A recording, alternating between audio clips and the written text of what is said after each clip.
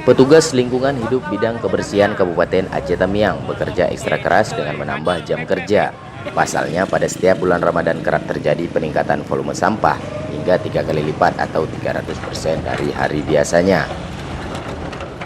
Meningkatnya volume sampah pada bulan Ramadan didominasi dari sampah para penjualan dan rumah tangga, seperti yang terlihat di lokasi tempat pembuangan sampah sementara di kawasan Jalan Cut Nyadin, Pasar Pagi, Kuala Simpang. Junaidi Manik selaku mandor kebersihan mengatakan peningkatan volume sampah kerap terjadi di setiap bulan puasa sehingga petugas kebersihan berupaya untuk bekerja ekstra. Hal tersebut sudah dipersiapkan berdasarkan tahun-tahun sebelumnya demi menjaga kebersihan pasar Kabupaten Aceh Tamiang. Menyiapkan untuk bekerja malam karena mengingat pada bulan Ramadan ini keadaan sampah seperti tahun-tahun yang sudah juga begitu juga tahun ini keadaan sampah itu meningkat menjadi 3 kali lipat hari biasa, sekitar 15 sampai 20 ton per hari.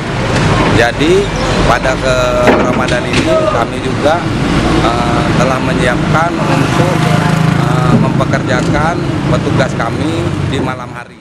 Kurangnya kepedulian masyarakat untuk membuang sampah pada tempatnya menjadi kendala yang menghambat tim Oranye ini untuk mengeksekusikan sampah. Dikarenakan masih banyak warga yang membuang sampah di luar kontainer yang sudah dipersiapkan Dinas Kebersihan di sejumlah lokasi, namun dapat terkendali dengan bersihnya di setiap lokasi seperti yang terlihat. Dari Bumi Muda Sedia, Reki Ilham, Tamiang News TV.